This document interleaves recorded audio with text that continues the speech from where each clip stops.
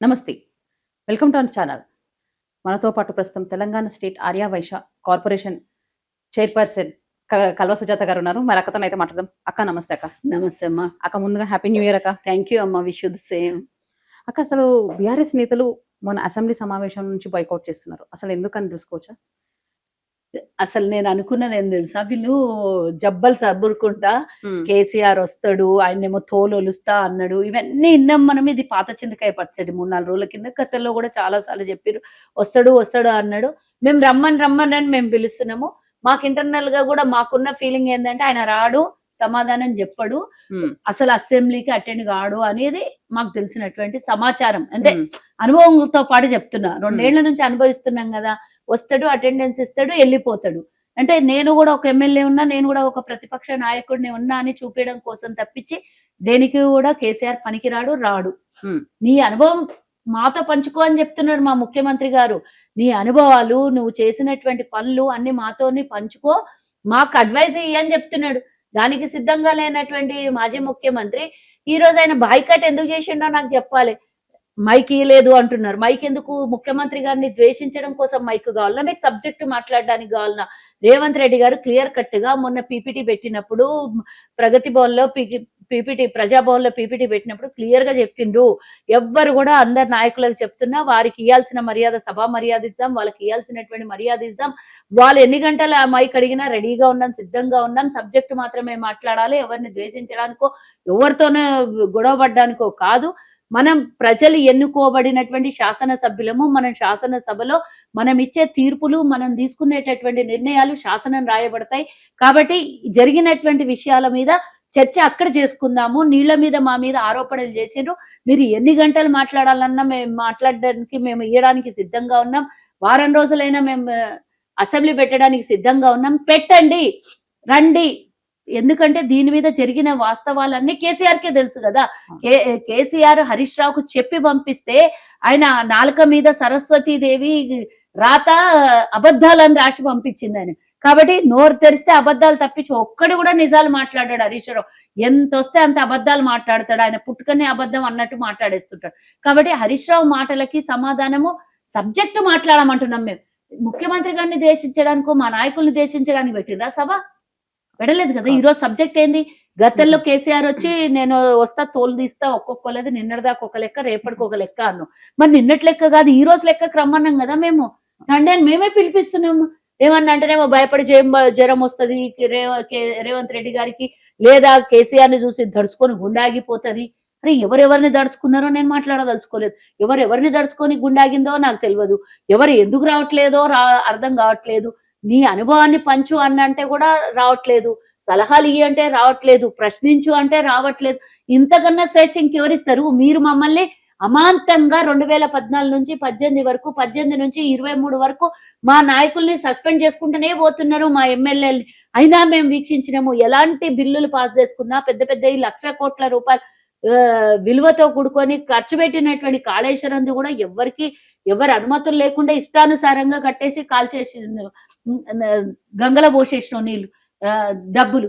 ఇప్పుడు కృష్ణా జలాలు, పాలమూరు ఎత్తిపోతల విషయాలలో 37,000 కోట్ల రూపాయలకు ఆ రోజు ఇది జీవో పాస్ చేసుకొని, తర్వాత అది ఇప్పటిదాకా ఇప్పుడు 80,000 కోట్లకు మించిపోతుందంటే, 85,000 కోట్లకు మించిపోతుందండి. మరి దాన్ని ఎవరి కోసం కట్టినవు? ఎందుకోసం కట్టినవు? ఎందుకు ఇంత బిల్లు పెరిగింది? ఎందుకోసం దీన్ని టెండర్లు మార్చాల్సి వచ్చింది? ఎందుకు ఈ విధమైనటువంటి చర్యలు తీసుకోవాల్సి వచ్చింది? మొత్తం క్లియర్ కట్ గా మనం మాట్లాడుకుందాం అన్నాం కదా. దానికి మీరు బాయ్‌కట్ ఎందుకు చేస్తుంటారు అంటే అస్సలు కథ టాపిక్ డైవర్షన్. రేవంత్ రెడ్డి గారు కానివ్వండి, మా ఉత్తమ్ కుమార్ రెడ్డి గారు కానివ్వండి, క్లియర్ గా పవర్ పాయింట్ ప్రజెంటేషన్ ఇచ్చేటప్పుడు జరిగిన విషయాలన్నీ చెప్పిండ్రు. 3:30 గంటలు లైవ్ వచ్చింది, చూసిండ్రు. మా నాయకులు ఉన్నారు, మా కాంగ్రెస్ పార్టీ లీడర్లు ఉన్నారు, ప్రభుత్వంలో ఉన్న వాళ్ళు ఉన్నారు, తెలంగాణ ప్రజలు, యావత్ తెలంగాణ ప్రజలు చూసిండ్రు.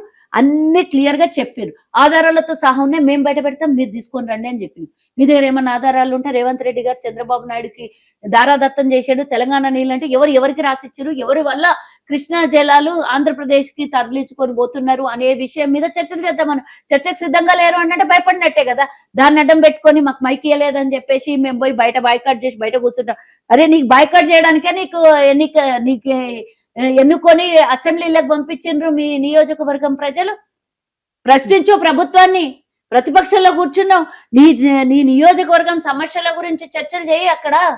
మరి అది ఇడిచిపెట్టేసి అంటే ఆ రోజేమో మా మహిళల్ని తిట్టిండ్రు అని అందరూ నల్ల బ్యాడ్జీలు పెట్టుకొని బయటకు వచ్చేసి, ఈ రోజేమో మైక్ ఇయ్యలేదని బయటకు వచ్చేసి. అంటే మీకు కావాల్సింది సభ కాదు, సమస్యల్ని క్రియేట్ చేయాలి, బయటికి వెళ్ళిపోవాలి. ప్రశ్నించడానికి ఎవరైనా ప్రశ్నలు వేయకముందే మీ అంతటా మీరు వెళ్ళిపోవడం. ఎందుకంటే రేవంత్ రెడ్డి గారు ముందు రోజే చెప్పారు కదా, రేపు శాసనసభలో పూర్తి క్లియర్ కట్ గా మాట్లాడతాం దీని విషయాలు. భయం పుట్టుకున్నది. నిజాలు వాస్తవాలు బయటకు వస్తాయి. తెలంగాణ ప్రజలే కాదు, అన్ని 2 రాష్ట్రాల ప్రజలు చూస్తారు, దేశం మొత్తం చూస్తుంది దీని విషయాల్లో. కాబట్టి ఈ దేశం ముందు మేము మాట్లాడినటువంటి, ఈ రాష్ట్రం ముందు మేము మాట్లాడినటువంటి మాటలు అబద్ధాలని నిరూపించబడతాయి. కాబట్టి దీన్ని డిస్టర్బ్ చేయాలి. అసెంబ్లీలో మేము ఈ చర్చ జరగనియ్యొద్దు. నువ్వు నీ నీ ఆఫీస్ లో పెట్టుకుంటే, ఇక్కడ శాసనసభలో ఆధారాలతో చూపిస్తాము అని అంటే నీ ఆఫీస్ లో మీటింగ్ పెట్టుకుంటే ఎట్లా? ఇంత పొడువుగా పెరిగినవు, ఆ పొడువుల నెత్తి లేదా, నెత్తిల మెదడు లేదా, మెదడుల బుర్ర లేదా, తెలివి లేదా? నువ్వు ఆడబెట్టుకుంటే సమాధానం ఎవరు చెప్పాలి నీకు? వచ్చి ఆడెందుకు పెట్టుకుంటావు? ఇక్కడ మాట్లాడొచ్చు. ఇప్పుడు ఉత్తమ్ కుమార్ రెడ్డి గారు ఇప్పుడు మొదలైంది అక్కడ అసెంబ్లీలో నీకు నదీ జలాల మీద, కృష్ణా జలాల మీద పూర్తిగా పవర్ పాయింట్ ప్రెజెంటేషన్ ఇస్తున్నారు. రా, అది ఆయన వారు మాట్లాడిన తర్వాత నువ్వు సిద్ధంగా ఉండు, రాసుకొని సిద్ధంగా ఉండు. నీ దగ్గర ఆధారాలు ఉన్నాయి, మాట్లాడు. నేను బయటికి పోతానంటే ఎవరికి సమాధానం చెప్తాను? మేము మాట్లాడిన మాటలకు నువ్వు క్వశ్చన్స్ వేయాలి, మేము మళ్ళీ ఆన్సర్స్ ఇవ్వాలి. ఇవి ఎక్కడ జరగాలి? నువ్వు నీ ఆఫీస్లోనా, టీఆర్ఎస్ భవన్లోనా? ఈ రోజు శాసనసభ జరుగుతోంది. అసెంబ్లీ సమావేశాలు ఎందుకు జరుగుతున్నాయి? ప్రజలకు సమస్యలు నినిపియాలి, ప్రజలకు కావాల్సిన పనులు చేసుకోవాలి, అక్కడ శాసనం రాసుకోవాలనే కదా. ఎందుకు నువ్వు బైకట్ చేసుకొని బయటికి పోయి కూర్చొని నాటకాలు దొబ్బుతారు? ఈ నాటకాల వెనకాల ఉన్నది ఇది అస్సలు రూపం బయటపడుతుంది. అసలు రంగు 2015లో తెలంగాణ నీళ్ళని తీసుకొని పోయి ఆంధ్రప్రదేశ్ కి అంటగట్టినము. ఆ రోజు నీకు శాత కాలేదు, ఫామ్ హౌస్లకు నుంచి బయటికి రాలేదు. ఎవ్రీ ఇయర్ రెన్యువల్ అయ్యేటప్పుడల్లా 299 టీఎంసీలు తెలంగాణ కని, 511 టీఎంసీలు ఆంధ్రప్రదేశ్ కని ఇచ్చినోడెవరు? దారాదత్తం చేసినోడెవడు? పూర్తిగా రాసిచ్చినోడు ఎవరు? తెలంగాణ నీళ్ల మీద దోపిడీ చేసినోళ్ళు ఎవరు? నేరస్తులు ఎవరు? దీనికి నేను అడుగుతున్నా. దీన్ని తెలంగాణ ప్రజలకు నీళ్లు దక్కకుండా, నల్గొండ ఉమ్మడి మహబూబ్ నగర్ కు నీళ్లు దక్కకుండా చేసినటువంటి నేరస్తుడెవరు? కేసీఆర్ కాదా? ఇది తప్పించుకొని ఫామ్ హౌస్ లో కూర్చొని నేను వస్తా తోలోలుస్తాను, రా తోలన్నోలు, లేకపోతే మాంసం అన్న పీకు రా, నీకెవరు వద్దన్నా? నువ్వెందుకు ఇప్పుడు హరీష్ రావుని పంపించినావు? నీకు పోనీకి రాకుండా నీటి జలాల మీద ట్రిబ్యునల్ వేసినప్పుడు ఆడ కూర్చొని పోయి చర్చలు జరగకుండా ఒకటేసారి గతంది అంత కలిపి రాసిచ్చేసేయడం ఏంది? రాసిచ్చేసింది ఎవరు? కేసీఆరే కదా. నువ్వు చేసిన తప్పుకి చంద్రబాబు నాయుడుకి రేవంత్ రెడ్డి శిష్యుడు కాబట్టి తెలంగాణకు మోసం చేస్తున్నాడు, తెలంగాణ ప్రజలకు అన్యాయం చేస్తున్నాడు, ఆంధ్ర సీఎం కు అమ్ముడు పోయిండు అని అంటే నరం లేని నాలుక ఏం పడుతుంది? మాట్లాడుతావా? ఇన్ని గంటలు ప్రజెంటేషన్ ఇస్తున్నాం, నీ దగ్గర మేము ఇచ్చినట్లు ఆధారాలు ఉంటాయి. 45 టీఎంసీలు మనకు రావాల్సినవి, దాని మీద చర్చలు చేస్తున్నారు ఉత్తమ్ కుమార్ రెడ్డి గారు. అయితే 45 టీఎంసీలే తీసుకుంటున్నారని పుకార్లు లేపుడు. ఆధారాలు లేని మాటలు, అబద్ధాల మాటలు, వాస్తవాలు ఉండవు, చదువుకున్న జ్ఞానం లేదు, ఏది పడితే అది మాట్లాడు.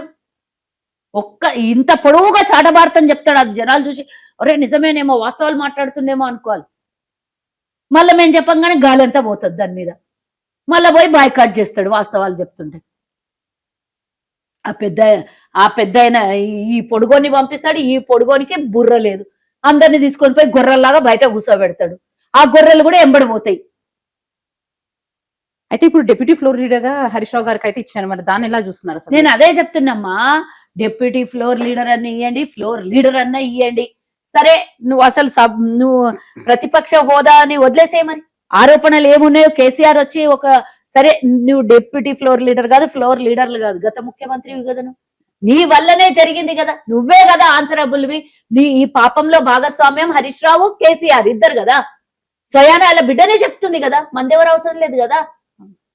కృష్ణా జలాల మీద నిన్న కవిత మాట్లాడింది కదా, మరి ఎవరు అవసరం లేదు కదా. కేసీఆర్ చేసిన తప్పులకు ఆయన పేరేమో అన్నది కదా, 6 అడుగుల బుల్లెట్ ఏదో చెప్తారు కదా, బుల్లెట్ కాదు ఇంకేమో అన్నది ఆమె, ఇంకేమో డైలాగ్ కొట్టింది. ఆ డైలాగ్ కొట్టింది ఆమె. మరి వీళ్ళు చేసిన పాపం మేము స్వయాన బిడ్డనే ఒప్పుకుంటుంది. మళ్ళీ మీరు ఒప్పుకోవడానికి తప్పేంది? మీరు చేసామని తప్పు ఒప్పుకోకున్నా పర్లేదు, కానీ మా మీద ఎందుకు వేస్తారు? మా మీద ఎందుకు వేస్తారు? మేము చెయ్యని దానికి మా మీద ఎందుకు వేస్తారు? అంటే తెలంగాణ ప్రజలకు ఏదో ఒక బూచి చూపియాలి. మేము అన్ని చేస్తున్నాం ప్రజలకి. మీరు చేసిన కుక్కలు చింపిన ఇస్తరాకుని మేము బాగా చేస్తున్నాము. కాబట్టి వీళ్ళని ఎట్లనన్నా అట్లా చేసేసి ప్రజల ముందు తప్పుగా దోషిగా నిలబెట్టాలి మా ప్రభుత్వాన్ని, మా నాయకుల్ని, మా ముఖ్యమంత్రిని. ఆ దోషిగా చెయ్యాలి అనుకుంటే ప్రతిసారి మీరే బోల్తా పడుతున్నారు. ఇది ఎందుకోసం? ఇది మూడోసారి నీళ్ల మీద చర్చలు అనేది. అసెంబ్లీ మొదలైనప్పటి నుంచి ఇప్పటిదాకా, కొత్త గవర్నమెంట్ మా గవర్నమెంట్ వచ్చినప్పటి నుంచి ఇప్పటిదాకా దీని మీదే. ప్రతిసారి మేము ప్రెజెంటేషన్ ఇస్తాం, అది కాదని బయట పోయి ప్రెస్ మీట్లు పెడతారు, పబ్లిక్లలో మాట్లాడతారు. మళ్ళీ మేము అసెంబ్లీలో అడుగుదామని అంటే మళ్ళీ దాని గురించి రారు, బైకాట్ చేస్తారు, నల్ల బ్యాడ్జీలు పెట్టుకొని బయటికి పోతారు. మళ్ళా 6 నెలలకు ఒకసారి కుంభకర్ణుడు నిద్ర లేచినట్లు లేస్తారు. మళ్ళీ మన నీళ్ళన్నీ చంద్రబాబు నాయుడు దారాదత్తం చేసిండు అంటారు, మన ముఖ్యమంత్రి మీద ఏడుస్తారు. అరే, ఆడ నీటిపారుదల శాఖ మంత్రి ఉత్తమ్ కుమార్ రెడ్డి గారు దాని మీద కనీసం ఒక ఐఏఎస్ ఆఫీసర్ చదివినట్లు రీసెర్చ్ చేసి ఇంత పెద్ద దాన్ని మొత్తం డిక్షనరీ తయారు చేసుకొని వచ్చాడు దాన్ని నువ్వు చేసిన పాపాలు. అయినా పిన్ టు పిన్ చెప్పిండ్రు ఆయన. అయినా కూడా దాని మీద మీకు అవగాహన లేక, అవగాహన లేదు కాదు, అవగాహన ఉండి మనకు అవగాహన లేనోళ్ళలాగా ట్రీట్ చేసి మనల్ని తప్పుదారిన పట్టించి బూచి అని కాంగ్రెస్ గవర్నమెంట్ ని చూపియాలనే తప్పించి వాళ్ళు చేసిన పాపాలు ఏడో కూడా ఒప్పుకోరు. మీరు కాంగ్రెస్ పాపం అంటారా? కాళేశ్వరం జలాలు మునిగిపోవడం పాపం అంటారా? కుంగిపోవడం పాపం అంటారా? అనరు వాళ్ళు. నువ్వు తెలంగాణ భూములు సహా చేసిన పాపం అంటారా? అనరు. అప్రపాలు చేసి మేము 6,500 కోట్లు సంవత్సరానికి వడ్డీలు కడుతున్నామని పాపం అంటే అది మేము పాపం చేయలేదు అంటారు. మేము అభివృద్ధి చేసినామంటారు. ఏ అభివృద్ధి కళ్ళకు కనబడకున్నా ఈ సినిమాలలో చూపిస్తారు, కనపడ్డ భూమి మీద మొత్తం రాసుకోండ్రా, అన్ని స్కూల్ బిల్డింగ్లు కట్టినాం, భవనాలు కట్టినాం, కాలేజీలు కట్టినాం, ఆసుపత్రులు కట్టినాం, రాసుకోండ్రా, బిల్లులు పాస్ చేసుకోండ్రా అంటారు. అట్లా చేసుకున్నాం. ఈరోజు అన్ని పాపాలు చేసి ఆ పాపానికి పరిహారం. ఆ ఢిల్లీలోనేమో మోదీ పార్లమెంట్ లో కూర్చొని ఏం గాని కరోనా వస్తే నెహ్రూ అంటాడు, రూపాయి డాలర్ విలువ పడిపోతుంటే మన్మోహన్ సింగ్ అన్న సోనియా అన్న అంటాడు. లేకపోతే ఇప్పటిదాకా అంత లాస్ట్ కు తీసుకొని మన భారతదేశ జాతీయ గీతం మీద కూడా పడ్డాడు ఆయన, వందే మాతరం మీద కూడా పడ్డాడు ఆయన. లాస్ట్ కి అది కూడా నెహ్రూ పాపమే అంటాడు. వాళ్ళకి నెహ్రూ, వీళ్ళకి రేవంత్ రెడ్డి. ఇంకొకటి రానే రాదు. వాళ్ళిద్దరికి ఊత పదము రెండు నేర్చుకున్న ఒకటే పాఠశాల వాళ్ళిద్దరిది. చదువులు నేర్చుకున్న చదువు ఒకటే, రాజకీయ చదువులు నేర్చుకున్నది ఒక్కటే ఇద్దరు. వాళ్ళేమో పార్లమెంట్ లో గాంధీ కుటుంబాన్ని తిడతారు, వీళ్ళేమో రేవంత్ రెడ్డిని కాంగ్రెస్ ని తిడతారు. ఇంతకు మించి చేసిన పాపాలు ఎవ్వరు ముంగలు దేవద్దు. వాళ్ళు కూడా అంతే కదా, 2 లక్షల కోట్లు భారతదేశం ప్రజల మీద వేసిండ్రు. ఆ టాపిక్ రావద్దు. రాకుంటే నెహ్రూ మీద ఏడవాలి. కొన్ని రోజులు ఇందిరాగాంధీ మీద, దాని తర్వాత నెహ్రూ మీద, ఇప్పుడు గాంధీ మీద, అట్లా తరతరాల మీద ఏడవాలి. టాపిక్ ని డైవర్ట్ చేయాలి. వాళ్ళు హిందూ ముస్లిం అని మనకు అంధభక్తుల్ని చేసేయాలి. మా అందరు గుడ్డోల్లాగా మనం నమ్మాలి. వాళ్ళు అట్లా, వీళ్ళు ఇట్లా. అంటే దేశం ఎక్కడ పోయినా పర్వాలేదు, రాష్ట్రం ఎక్కడ పోయినా పర్వాలేదు, సర్వనాశనం అయిపోయినా పర్వాలేదు, మేము మాత్రం దోచుకునే జాగ్రత్తగా ఉండాలి. మేము ఒక 10 తరాలు తినాలి. కిందోడు కిందికే నాశనం అయిపోవాలి, మీదోడు మీదికే ఎదగాలి. వాళ్ళు కొంతమందిని మేపారు, వీళ్ళు కుటుంబ సభ్యుల్ని మేపారు. ఎవరిని ఇద్దరికి కంపేర్ చేసి చూడండి. వాళ్ళు గుజరాత్ వాళ్ళకి మేపారు, వీళ్ళేమో కల్వకుంట్ల కుటుంబానికి మేపారు. ఇద్దరు కలిసి వీళ్ళు రాష్ట్రాన్ని నాశనం చేశారు, వాళ్ళు దేశాన్ని నాశనం చేశారు. ఏం చేశారు ఇద్దరు కలిసి? వీళ్ళు కొత్తగా ఏం తెలియదు, వాళ్ళు మేము తెచ్చినాయి అమ్ముకున్నారు, వీళ్ళు మేము చేసినాయి అమ్ముకున్నారు.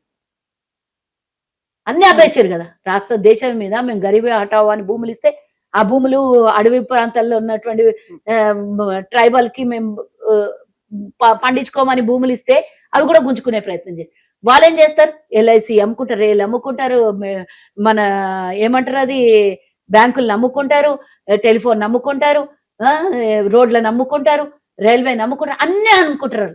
ఒక్కటి అమ్ముకుంటారు అని కాదు, అన్ని ప్రైవేట్ అయిపోయినాయి. మొన్న చూస్తావు కదా ఎయిర్వేస్.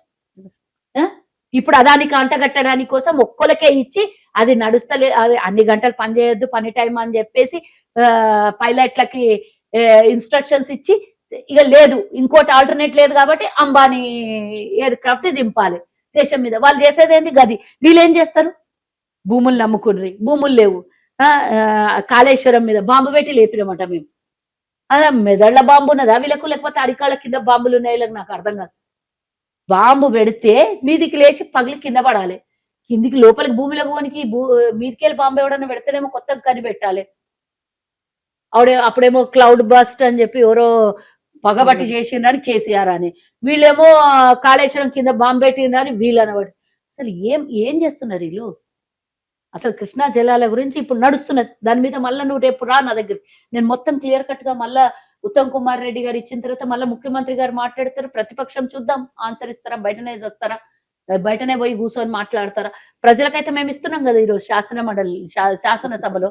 మేము మొన్న మా పార్టీ నాయకులకు అందరికి పిలిచి క్యాడర్‌ని పిలిచి పెట్టిండ్రు. ఈరోజు తెలంగాణ ప్రజల్ని ఉద్దేశించి చెప్తారు.